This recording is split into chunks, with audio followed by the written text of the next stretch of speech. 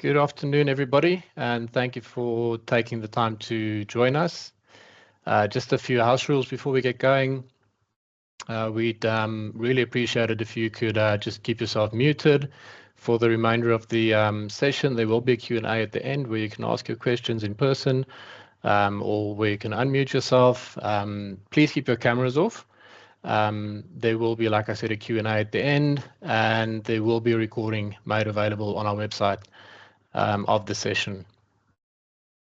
So, kicking it off, today's session is a part of our OnSite technology webinar series, where we introduce technologies that are shaping how modern mining and construction improve safety and operational awareness.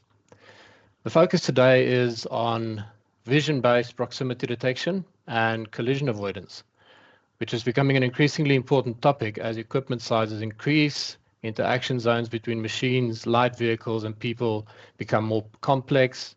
And we're very pleased to be joined by Correct AI, who will talk us through how artificial intelligence and computer vision are being applied in this space. It's an early morning for the Correct AI team. They're based in Canada, so thank you very much for that. And with that, just a very brief introduction. So my name's Otto Spring, and I'm Business Development Manager for Cytec SA and Optron Mining. Our role in the market is to introduce and support advanced operational technologies that help the mining and construction industries improve safety, productivity, and operational visibility. Joining us today is Brian Rolfe from Correct AI, who leads their business development partnership globally. And Brian will take us through the technology and how it works and where it's being applied. Brian, if you want to tell us a little bit about yourself. Good morning, everybody, and thank you for having me, Otto. Thanks for a great introduction. And great to see so many people here for what is, yes, Otto is right, in here in Canada. It's a little bit of an early start. It's also a balmy minus 11 degrees here this morning, so happy to be inside here by the furnace, by my feet here, keep me warm. So happy to be here, and thanks again for having me. My name is Brian Rolfe. I'm the Director of Business Development and Partnerships with Correct AI. I've spent the better part of the last 25 years in the construction and survey technology industry. Currently, I've been with Correct AI for the last just over 2 years. Before that, I was in the SiteTech world myself. I worked for SiteTech Western Canada as the sales manager for 5 years, and previous to that, about 17 years with the Trimble Geospatial dealer in Canada. So happy to be here and happy to talk you through what I think is an important topic and a growing topic, and I'm happy to be here speaking with people in South Africa who are a leader, is a leading nation in the proximity detection field. So I'm very happy to be here, and Otto, thanks for having us. Yeah, thank you very much for joining us. So just to quickly take you through the agenda, just a quick overview of how the session will run. Brian will start with a short introduction of Correct AI, then walk us through the evolution of proximity detection technologies and where artificial intelligence fits into that progression. Brian will also discuss one of the key challenges mines face today, which is false positives, and Brian will explain exactly what that is. In proximity detection systems, in traditional proximity detection systems, and also how that impacts operator trust in these systems and their effectiveness at the end of the day. From there, we'll introduce the Proxi Ultra platform, explain how AI is used to identify hazards, and then briefly cover Field Eye web platform used for monitoring and analysis and predictions, and we'll then open the session for questions and discussions at the end. But if you prefer, feel free to post any questions during the session in the chat, and I'll cover them as well as I can, and we'll then pose them to Brian afterwards and see how wrong I got them in the chat. So with that overview, I'll hand over to Brian to take us through the technology. Thanks, Otto. Can you see the title screen now, Otto? Yeah, the question probably most asked in Teams calls. Yes, we can.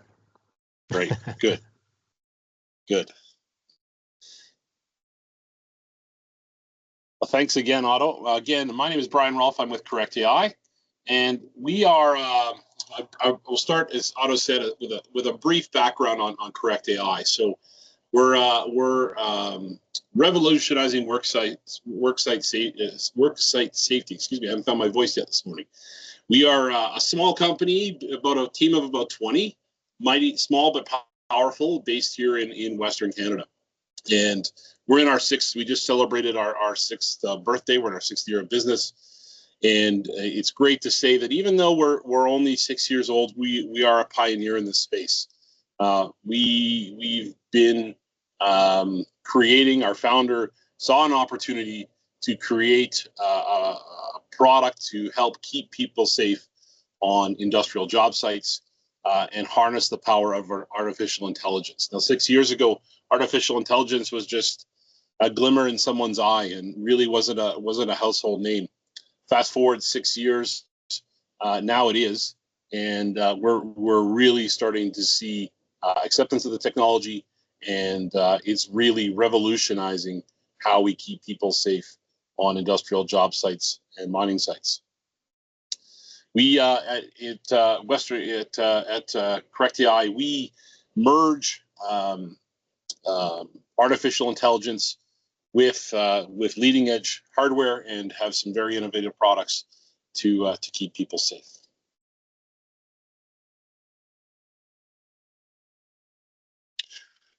Our goal at Correct AI is intelligent work sites with the power of AI.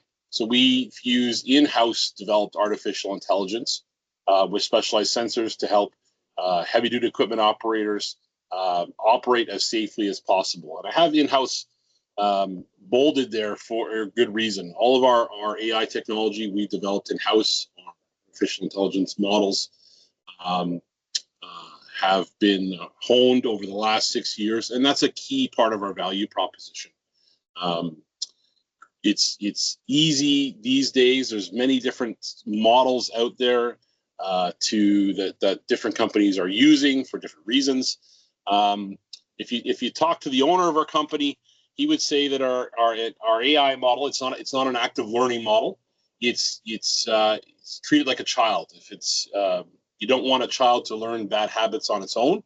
Being a safety product, we guard that pretty safely in-house, and its changes and adaptations we monitor very carefully, and wanted to learn what is right and what is wrong for the safety model by telling it by training it ourselves. We augment the operator's natural sensory abilities, our eyes, our ears, and provide them with the enhanced vision and sensor capabilities, increasing the equipment's safety and efficiency. We're a little bit unique in this space. There's more and more players in our space, but we're still unique as a leader in this space, especially with the uniqueness of our AI model and our ability to determine if an object is human, a vehicle, or general obstacle, and alert accordingly. Of course, this is the type of incident that we're trying to prevent. This is a photo from the oil sands in northern Canada from a few years back. I can happily report that no one was injured or killed in this incident, but the truck is no longer with us. These are, of course, large machines that have tremendous blind spots around them. Not just haul trucks, but all sorts of mining equipment and construction equipment. And our sensors and our product aims to prevent this type of incident from occurring. These types of incidents have a profound both human and financial cost, and our product aims to limit those costs. I know many on the call are quite familiar with proximity detection, but I'll give it just set the context with a brief history of sort of proximity detection and how it's evolved over the years. So of course, many years back, we just had human operators, people looking out the window, relied on human operator line of sight and their human senses. Of course, the limitation here is that we're all human, and we're prone to human error and fatigue, and also can't see everywhere around a machine, and there's several blind spots. And we started to see audible backup alarms. Many of us will be familiar with these, still used today. These are the alarm initiated by machine status, typically reversing. Of course, one of the limitations here is there's no feedback to the operator. It just alerts the people around a machine that a machine is doing something or moving. More recently, we've started to see camera monitoring. This continues to grow, and I just came back from ConExpo last week, and there's more and more camera systems. Some of them really getting really good, high definition, rear-facing cameras, 360 cameras, night vision, low visibility cameras. These are all great things, but they treat all objects equally, and they don't have any intelligence built into them. They can be hindered in low visibility in dust and fog, rain conditions, and not a lot of them have night vision. So there's some limitations in low light conditions. We've also started to see more and more proximity sensors. Many of us would be familiar with these for instance, on our vehicles. So radar-based systems that alert when we're getting close to an object, just some beeping. Some of them have, ultrasonic, some infrared. The limitation here is that there's no differentiation of objects. So there's no classification. Doesn't really know what it is. There's no intelligence built into these systems. They just alert when they're close to something. I'll share a brief story coming up about some of the limitations of those.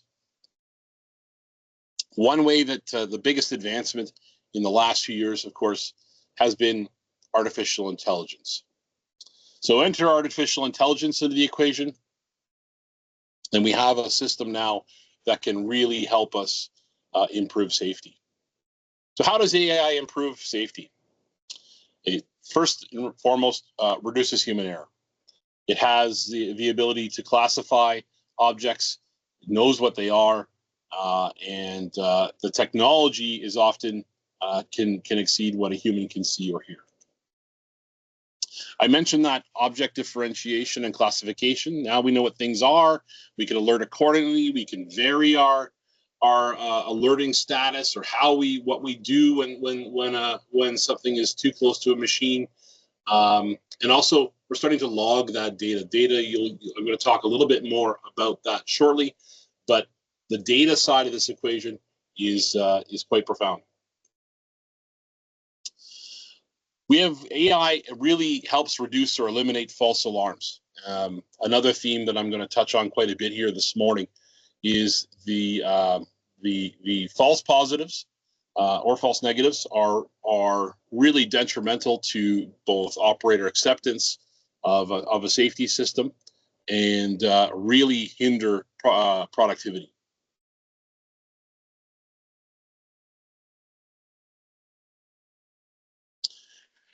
We also have the ability to alert and have increased accuracy in challenging conditions. Many of the cameras, lidars, different sensors that we deploy, as again, can perform better than the human eye in really challenging conditions. Think underground mines, think dusty environments, foggy conditions, low light conditions. These are all challenging environments for operators of equipment, and the technology has got to a place now that it can perform better than the human eye and help reduce that human error and help keep people safe. We also have the ability, this plays a role in false positives, dynamic safety zones. So instead of a fixed sensor on a bumper or on the rear of a machine or the side of a machine, we have the ability with this technology to adjust those safety zones to fit both the environment and the needs of the company. So these can be adjusted and alert only when we want them to alert and where we want them to alert. So now we're honing that, or you could use the word calibrating the safety system, the proximity detection system, to keep people and alert in zones only where we want them to. So we're not over alerting or under alerting. And the data piece is huge in this space now.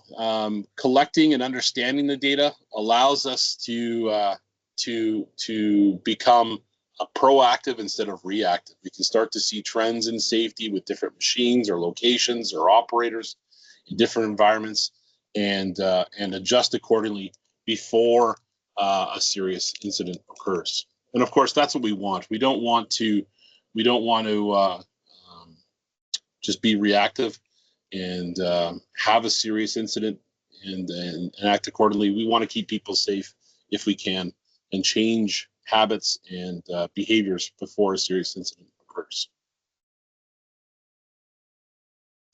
Some of the negative effects of false positives. The crying wolf effect. We see this a lot with, particularly with just ultrasonic or radar systems without intelligence. I'll tell the story. A customer of ours a few months back shared a story. Every morning he has a sloped driveway at his house. He's backing out of his Ford pickup truck, and or I think the correct term in South Africa, Otto, is a bucky, and he was backing up every morning, and has a radar sensors on the bumper, and the slope of his truck when he came out of the driveway would just beep. It would detect the road, and he called that the morning beep, and it did it every morning, and that was fine. Until one morning, that was his neighbor's vehicle who had pulled in behind him to say good morning to him, and he smucked right into his neighbor's car. So no one was hurt, luckily, but he became aware. He shared with us that he didn't stop because he just heard the beep all the time. He just thought it was the morning beep. We heard that story again this week at Con Expo. We talked to a loader operator who in a quarry operation, gravel pit, they're often reversing, spend half their day reversing. And he said every time that they drove up the slope into the pile to grab a scoop, they backed up, and the same thing happens. There was the beep. There's often things around in a quarry that alerted on this, and the operators became numb to that. They just it just beeps every time I back up at this location. And he ran into his service truck again. Luckily, no one was hurt, but they became very aware of the fact of the crying wolf effect of the false positives. The alerts false positives really drive operator frustration and often sometimes result in the disabling of a system. My coworkers and I have been on the site of a pipeline spread here in Western Canada, and you see 30 or 40 excavators putting a pipeline in the ground. All of them had radar-based solutions on them, and we go into the cabs and look, and you'll see wires cut, sensors aimed at the sky, trying to stop the constant beeping that these types of systems. If you think about a construction site, there's stuff around all the time, and a lot of it you're supposed to run into. But if these systems are beeping all the time, they drive the operator in the cab absolutely nuts, and really drive frustration and force the operator to disable the system, and that doesn't help anybody. Of course, this frustration will be detrimental to the adoption of a system. It has a really profound negative impact on safety culture. We want to keep people safe. We want people to use the systems that are put on machines. At the same time, we don't want to cause frustration by implementing these systems. And at the end of the day, if things are disabled or not working properly, people and machines are left unprotected. There's also a really big effect on lost productivity. So particularly with systems that have level 9 integration with them, where we're doing something to the machine when there's a detection. If this is happening when it shouldn't happen, it's stopping production and has a profound effect on productivity. And no one likes to see that, especially in a mining environment where productivity is very, very important. So enter ProcSci by Correct AI. This is our flagship product, and happy to chat with you here about it this morning. So ProcSci Ultra is our latest innovation. It's got some just really 3 or 4 key components. So we have a 7-inch touchscreen that's the feedback to the operator, mounts in the cab. This is where settings for the system are engaged. This is where alerting, the visual alerts to the operator, as well as the audio alerts to the operator happen right here. Has a control box, which controls as the brains of the system, if you will. Typically mounts in the cab or in a cabinet on the machine. This is where power is connected. It operates on 12 or 24 volt power from the machine.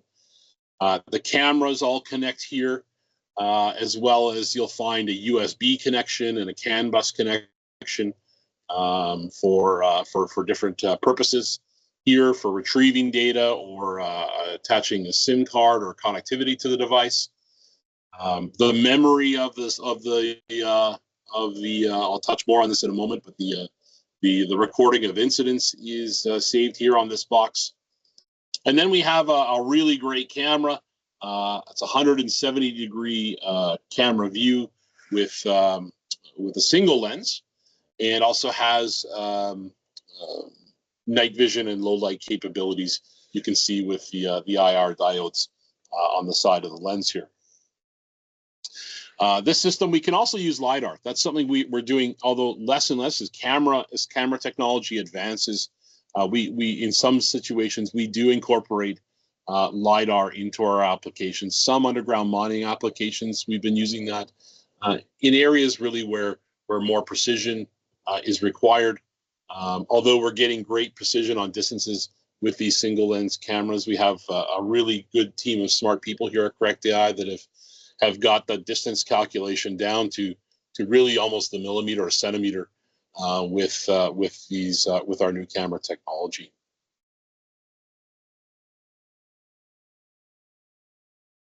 This system has our in-house developed AI model and technology. It detects, classifies humans, vehicles, obstacles, and wildlife with an extremely low false positive rate. We pride ourselves on that false positive rate being very low. It has data and video capture, so every time that there's a near miss incident or someone gets too close to a machine, there's a close call, it logs that incident, time, date, and time stamps it.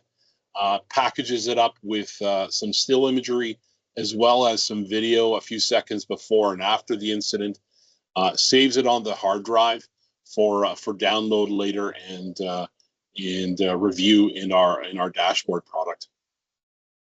It's level 9 assisted braking ready, so it has a CAN bus controller on here, and we have a few other ways of handling that. Something we're doing more and more these days. Particularly in underground mining, and I've got some slides with some unique applications of our system on underground jumbo drills. It's got customizable zones and detection alerts. I touched on that earlier, where we can adjust the detection distance and red, yellow, and green zones for each camera around the machine. And again, that can be up to 4 cameras per system for 360 degree coverage. It doesn't have to be 4 cameras 360 degree, although it's a popular request. Often with some machines, if you think about an excavator, we're often just asked to protect the blind zones. So if you think about an excavator, out the right hand side has got poor visibility, and out the rear, we can limit cost by just putting 1 or 2 cameras on a machine, and often get very good results. Weatherproof, shockproof, dustproof. affordable and compact design. It's relatively easy to install. And of course, it's compatible with our Proxy data tool, Proxy dashboard. This is a screenshot, just a brief screenshot. This is my coworker, Joe. And you can see here that this is a sample of what the operator would see in the cab. It's got a camera view. This is a single camera system on this machine. The object, in this case, the person is highlighted with a bounding box, and there's an audible alert to the operator in the cab as well. Our system will always detect on the closest obstruction, closest person to the machine, closest threat, and alert accordingly. It also classifies and separates between vehicles, so metal on metal and metal on people, and classifies those detections accordingly.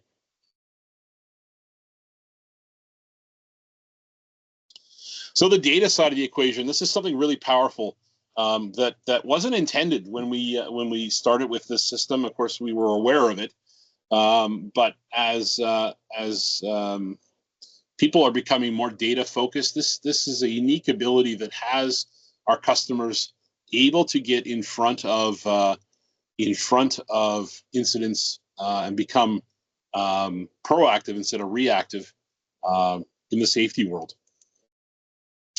So AI systems, safety systems, these systems generate an immense amount of data. And as mentioned, every time that there's an interaction, that data is logged, time stamped, date stamped, and packaged up with the imagery. Analysis of the data provides actionable intelligence, getting ahead of behaviors or incidents before they become a major incident. A really powerful tool for safety managers. We have GPS integrated with our system. That's something that we can do. You can start to see where things are happening, where are these interactions occurring, and provide really good insight for training and corrective action. Also give contextual insight if there is an incident. And we of course don't want this to happen. Often in an investigation, people are left scrambling for information. How did that happen? Systems like ours provide the ability to see really exactly what happened, and often can be an argument ender. And also give that performance metrics. We can analyze the data, slice and dice it accordingly, and provide some great performance metrics for managers and operators. And I mentioned that root cause identification, what really happened if there is an incident. I'll talk really quickly, just briefly, about our data product dashboard, Proxy dashboard. It's a great product. It's hosted online.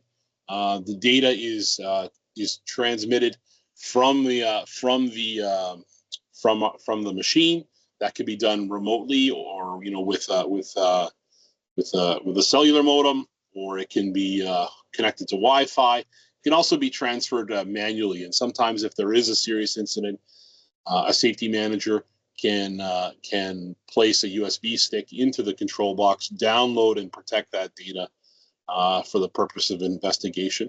But it can also be manually transferred if you wanted to into our product, and to start to see.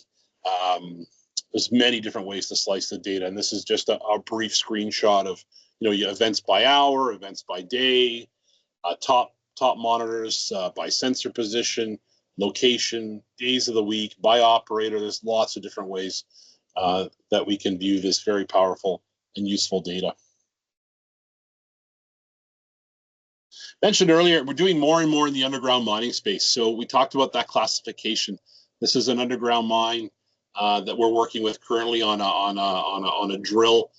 We've done a level 9 integration on these drills. The problem was that people were as many of you would know, this is a very tight environment to work in, and people were getting pinned or struck by the drill when it's in operation. And our clients have asked us with our drill stop solution to stop the operation of the drill when someone is detected in front of the area, the no-go zone in front of the jack stands on the front of the drill, and stop operation of the drill.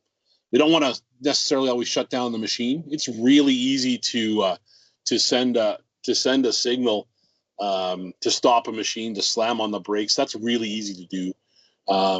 But it can also be very harmful to a machine. And when you start just sending signals to slam on brakes or abruptly stop a machine, other bad things can happen.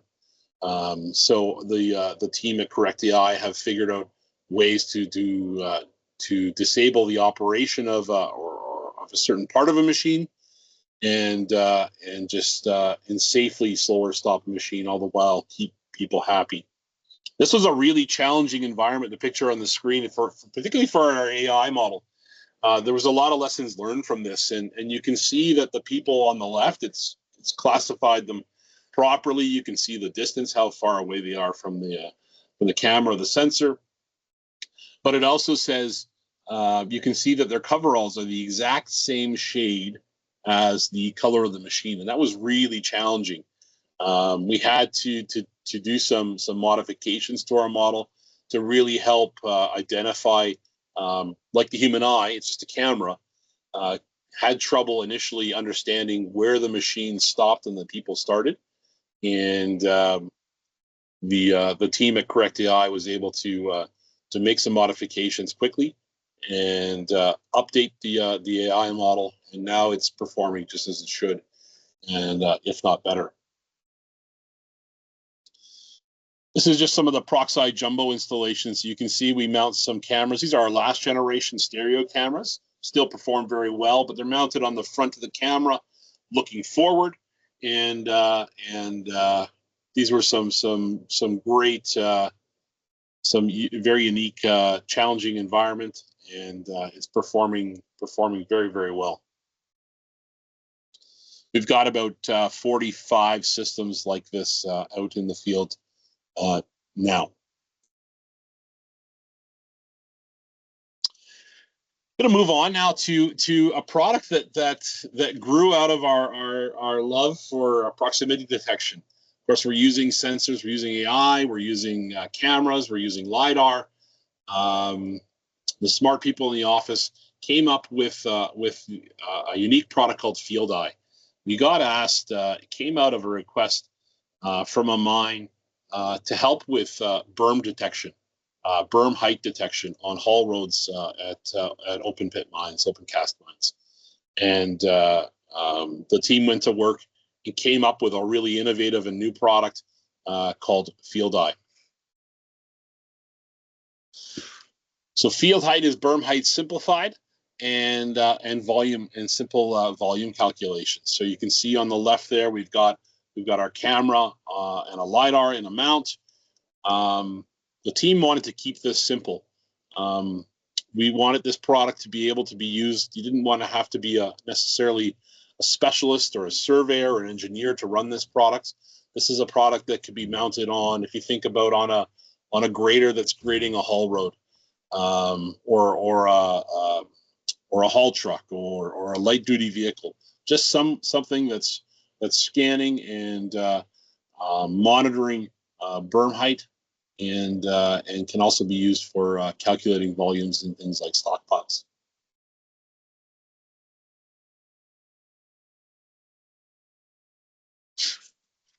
Key features of this product.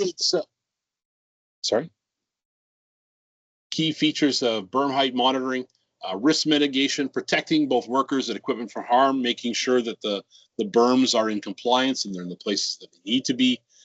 Really simple to use. It can be mounted on different types of equipment.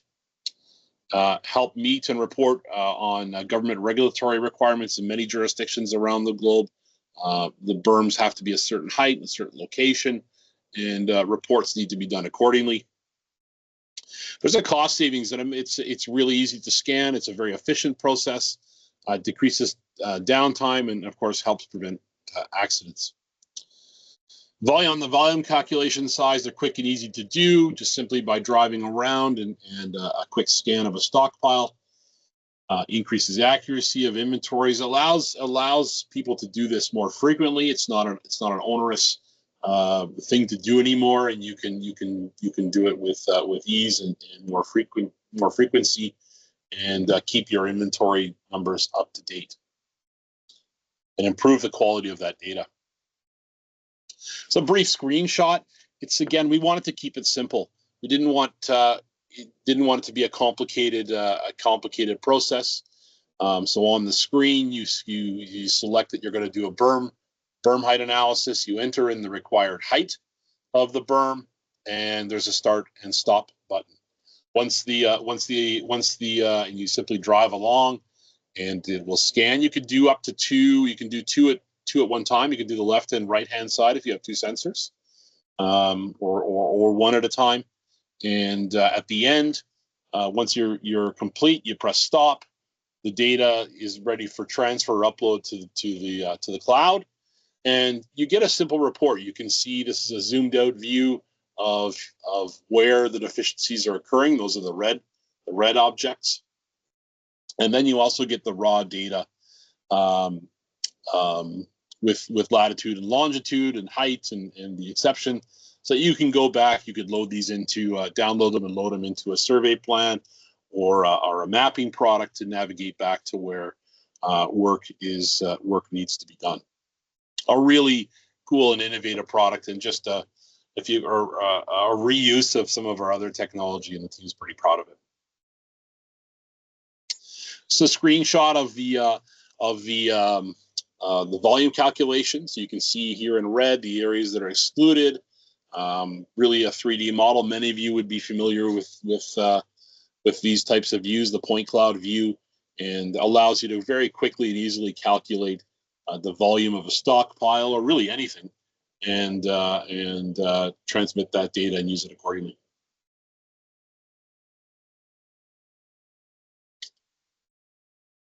Otto, that brings me to the end. So I'll turn it back over to you, my friend, and maybe we'll see if there's any other questions or comments from the crowd. Yeah, thank you so much, Brian. I think that was quite informative, especially the underground stuff was very cool. I see there's a comment that came in last minute. I agree, Brian. Beep fatigue from false positives is real and need to be minimized. It would be great to understand how Proxy system can be trained for site-specific false positives that are picked up, example, in confined areas around workshops, sharp corners, intersections, etc. Sorry, I missed the question there, Otto.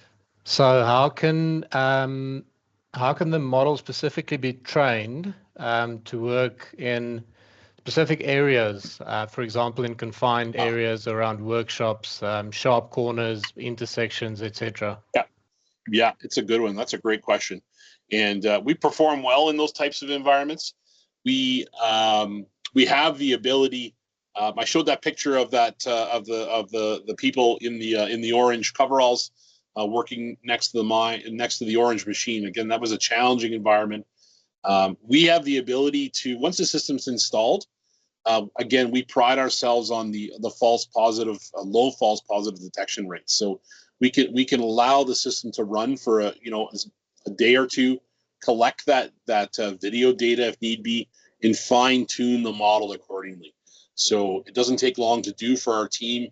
They're able to make adjustments for some custom situations, and we've had some great success doing that, and in some really challenging environments. So. We're able to pivot and adjust accordingly. Sometimes in a custom environment, we have customers that we had a customer in the forest industry in the United States that wanted to detect on lifts of lumber. So big stacks of dimensional lumber, 2x4s, and they're wrapped a certain way. And we don't always detect on objects. We try not to. It's a line that we walk. We don't want to over alert. But this was important to this customer, so we were able to train the model what the lumber, what the object looked like in different situations and in different locations, and adjust the model accordingly. So the team here, Otto, at Correct AI, has the ability to pivot and help quickly with any modifications to the AI model that are needed. Does that answer your question, Joshua? Anything else? You're more than welcome to unmute yourself and have a chat.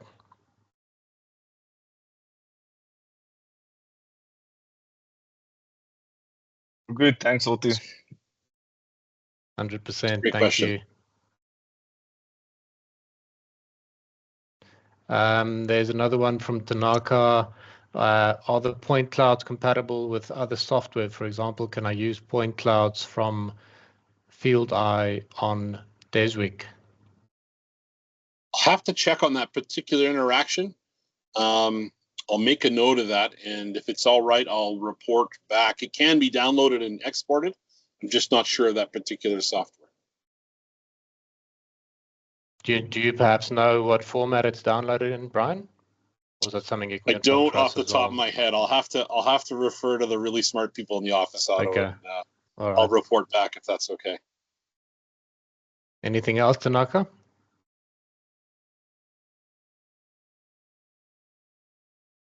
Okay, thank you.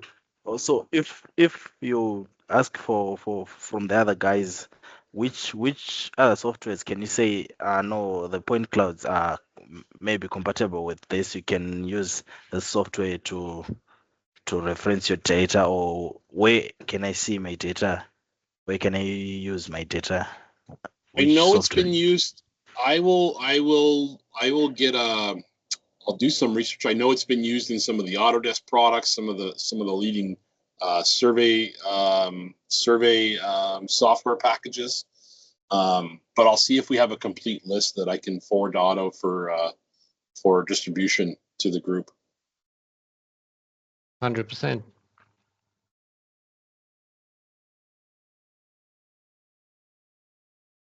Any other questions? I had a question on that berm height monitoring. Is that something that's done in the field while you're driving? Yeah, Great okay. question. So it's not computed in the cloud, or? It is. Yeah. So it's the data is collected and it can be mounted on any type of vehicle. And once you press stop, the data is stored on the control box, and then for upload, it does need to get uploaded. The processing is done in the cloud. That cloud connectivity allows us to do it efficiently and quickly, and then the report is produced and sent back. Okay, so that's why there's a coordinate there. So if you needed to go back to an area that was below the regulation, you could then navigate back to that point. Okay.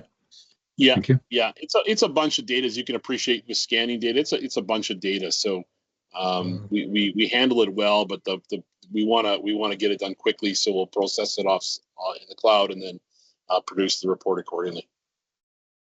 All right. Thank you.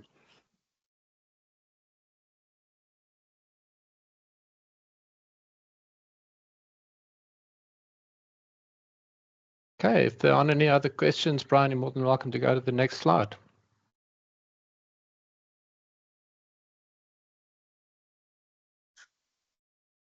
So for those of you who aren't in touch with us, stay up to date with what we're up to, what we're busy with on LinkedIn, Facebook, Instagram, YouTube, and on our website.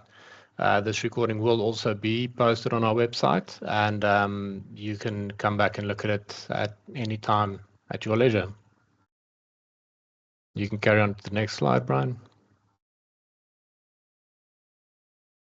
So if you have any specific questions that come up that you might not have thought of now, you can scan this barcode. It'll save my contact details to your contact, and you can then forward me and send me any questions that you might have.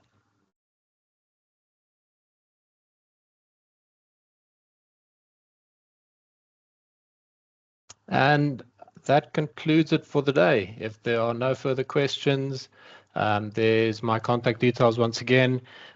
Please feel free to reach out for any of your technology needs on site or on your mind.